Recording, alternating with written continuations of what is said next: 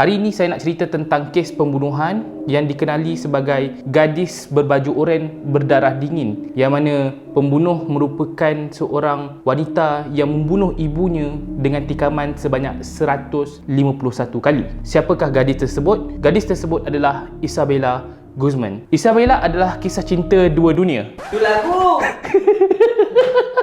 Sebenarnya, kes Isabella Guzman ni adalah kes lama. Kembali viral sebab ada orang buat dubbing video tersebut dekat TikTok. Jadi, kes ni viral kembali. Padahal, kes ini sebenarnya adalah kes pada tahun 2013. Yang mana, dalam kes ini, mangsa iaitu ibu kepada Isabella Guzman telah didapati mati dengan tikaman sebanyak 151 kali. Isabella Guzman telah dianggap sebagai orang yang kena tuduh lah. Isabella Guzman ni duduk dengan mak dan bapa tiri dia setelah mak dia dengan bapa kandung dia bercerai. Ketika hari pembunuhan, bapa tiri dia ni terdengar satu bunyi hentakan yang sangat kuat dekat atas rumah.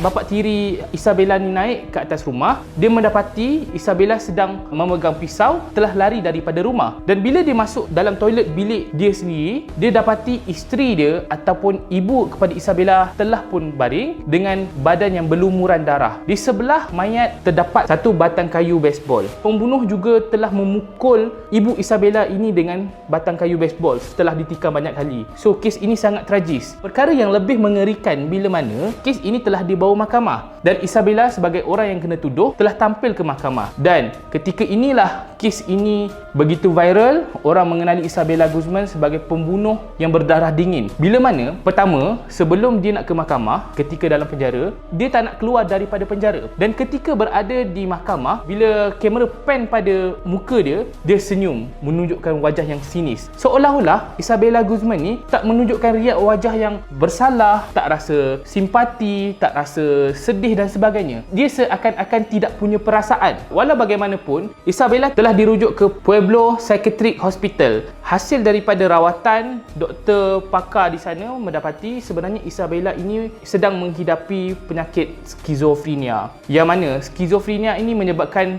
Isabella tidak boleh membezakan perkara yang baik dan buruk. Dan dikatakan juga sebenarnya Isabella menghadapi delusion dan hallucination, yang mana dia terdengar suara-suara yang mengatakan mak dia sebenarnya adalah orang jahat dan untuk menyelamatkan dunia, dia kena bunuh mak dia. Sehingga hari ini, Isabella masih lagi menerima rawatan di Pueblo Psychiatric Hospital kerana tak ada tanda-tanda yang menunjukkan dia semakin baik dan sebagainya. Dan perbicaraan di mahkamah juga tak boleh menentukan hukuman terhadap kesalahan yang dilakukan sebab pertama, dia berada dalam keadaan yang tidak waras. Sebab yang kedua adalah dia tak boleh membezakan perkara yang baik dengan buruk. Ada juga ura-ura yang mengatakan sebenarnya Isabella dengan mak dia ni dah bertengkar, dah bergaduh selalu sejak mak dia ni kahwin dengan bapa tiri dia. Sehari sebelum kejadian sebenarnya, polis ada datang dekat rumah Isabella atas sebab mak dia buat laporan polis sebab Isabella dikatakan telah meludah dan mengunggut mak dia dengan satu ayat, "You will pay." Kes ini adalah satu kes yang sangat tragis.